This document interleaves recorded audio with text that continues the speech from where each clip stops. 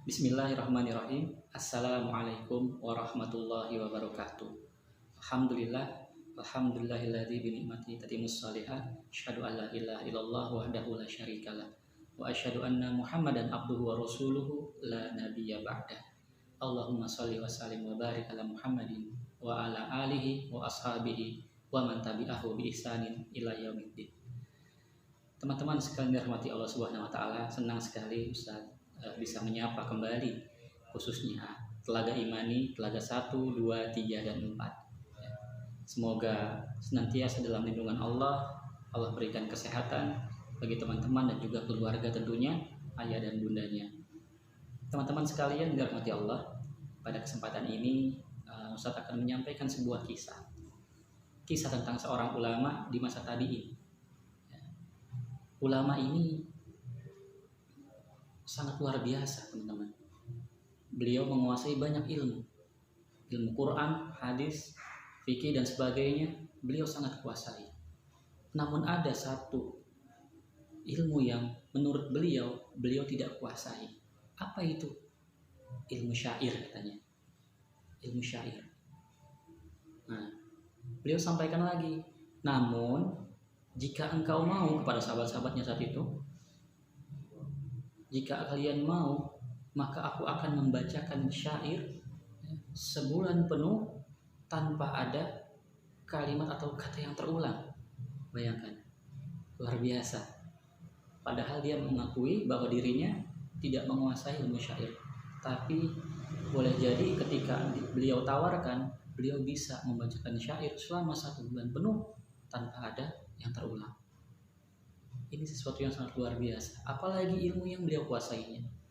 Nah, teman-teman sekalian, kenapa Imam Sya'bi ini bisa menguasai banyak ilmu? Ketika ditanya, apa rahasianya, wahai Syekh?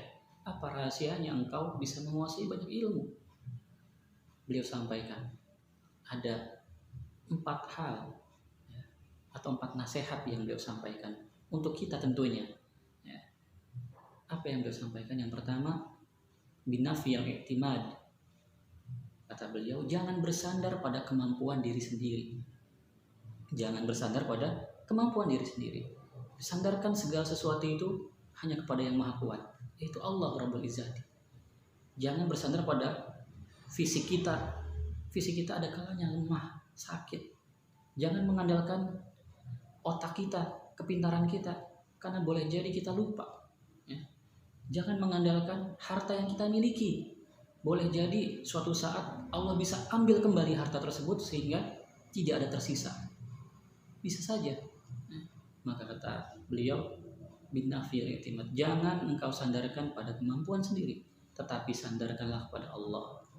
Segala sesuatu disandarkan kepada Allah. Belajar kita bersandar kepada Allah. Bekerja kita bersandar kepada Allah. Segala sesuatu menuntut ilmu khususnya kita bersandar kepada Allah. Yang kedua, beliau sampaikan apa? Setelah pertama, binafil i'timad. Yang kedua, kata beliau, wasairi fil bilad. Berjalanlah engkau ke penjuru negeri, ke kota-kota. Untuk apa? Untuk menuntut ilmu. Untuk talabul ilmu. Gitu. Karena yang kita ketahui bagaimana para ulama-ulama salafus saleh di zaman itu, Imam Syafi'i yang beliau dilahirkan di Gaza, dibawa ke Makkah, lalu beliau belajar ke Madinah bersama gurunya Imam Malik rahimahullah ta'ala. Lalu setelah Imam Malik meninggal, beliau belajar lagi ke Baghdad. Selalu begitu. Imam Bukhari pun demikian. Berkeliling penjuru negeri. Untuk apa? Untuk mendapatkan ilmu. Lalu yang ketiga, kata beliau, wasobrin kasobril jaman. Bersabarlah sebagaimana sabarnya benda mati. Benda mati emang bisa ngapain? Dia nggak bisa ngapain. Kita pukul dia diam, kita dudukin dia diam. Sabar seperti itu. Maka pun kita ketika menuntut ilmu, belajar, walaupun secara virtual seperti sekarang ini, bersabar seperti sabarnya benda mati. Karena boleh jadi di situ letak kesabarannya, Allah angkat kita, Allah mudahkan ilmu masuk ke dalam kita. Yang terakhir, Wa bukurin kabukuro, artinya bersegera. Bersegera pagi-pagi. Semangatnya semangat yang sangat fresh. Ya, jangan ketika mau belajar loyo, ngantuk. Ya, harus seger semangat. Seperti itu. Sehingga apa? Sehingga ilmu yang kita dapatkan mudah masuk ke otak kita atau ke diri kita. Nah, kemudian teman-teman, ada kisah yang menarik. Apa itu? Nah, terkait dengan Imam Syafi'i juga. Suatu ketika Imam Syafi'i rahimahullah ta'ala, ya, kan tadi kita dengar tuh bagaimana Imam Syafi'i itu menguasai banyak ilmu, ya, menguasai banyak ilmu. Ulama besar di zaman tabi'in saat itu. Tetapi pernah ada seseorang gitu datang kepada beliau menanyakan sebuah permasalahan, menanyakan suatu perkara. Lantas beliau mengatakan, aku tidak mengetahui jawabannya. Aku tidak mengetahui jawabannya. Gak tahu, padahal orang itu udah datang jauh mau tahu jawaban atas perkara tersebut. Tetapi beliau bilang, aku tidak tahu. Maka saat itu ada orang yang menegurnya. Apa yang dikatakan? Wahai Imam Syafi'i atau Syekh atau panggilannya seperti itu, ya, apakah engkau tidak malu dengan jawabanmu? Tidak tahu, sementara engkau adalah seorang yang faqih di negeri ini, di Irak saat itu. Apakah engkau tidak malu dengan jawabanmu mengatakan tidak tahu, padahal engkau seorang yang faqih? Bayangin. Tetapi Imam Syafi'i rahimahullah ta'ala mengatakan, teman-teman, kenapa aku harus malu? Bukankah para malaikat makhluk Allah yang mulia di sisinya?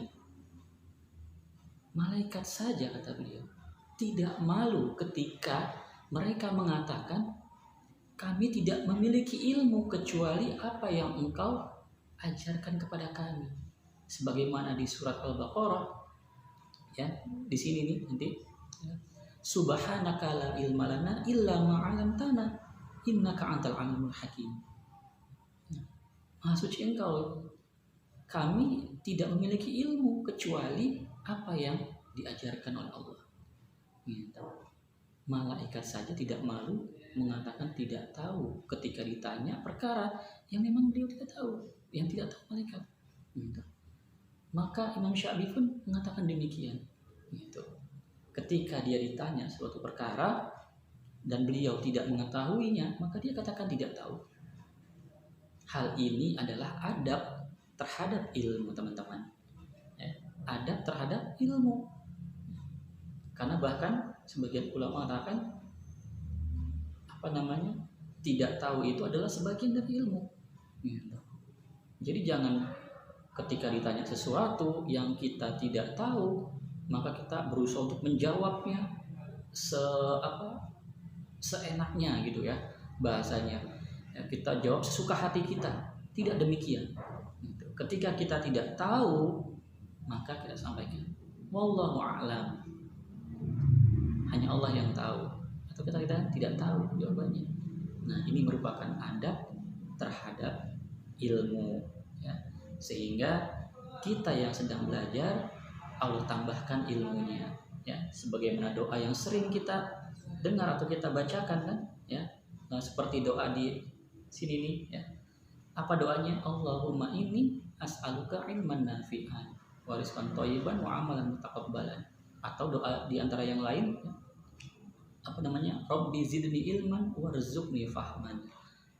Maka dengan kita terus-menerus memohon kepada Allah, mudah-mudahan Allah menambahkan ilmu kita dan juga memperbaiki adab kita, sehingga ilmu yang Allah ajarkan kepada kita itu meresap dan kita bisa amalkan dan bisa merubah kita, akhlak kita, ya. Ini yang penting, ilmu itu merubah akhlak kita. Bukan cuma ilmu dengan banyaknya hafalan, tetapi ilmu itu mampu memperbaiki adab kita, akhlak kita, baik itu kepada Allah, kepada Rasul, kepada orang tua, kepada teman-teman kita, ya, atau kepada sesama kita. Maka dengan demikian, teman-teman sekalian dirahmati Allah Subhanahu wa taala, maka yuk kita lagi-lagi sandarkan segala sesuatu itu hanya kepada Allah, Allah Rabbul Izzati, sehingga apa yang kita niatkan, apa yang kita inginkan, apa yang kita harapkan, Allah mudahkan jalannya. Nah, mudah-mudahan bermanfaat teman-teman kisah ini, sehingga bisa menjadi pelajaran buat kita semua. Al-haqqu min rabbik fala takunanna minal mumtarin. Assalamualaikum warahmatullahi wabarakatuh.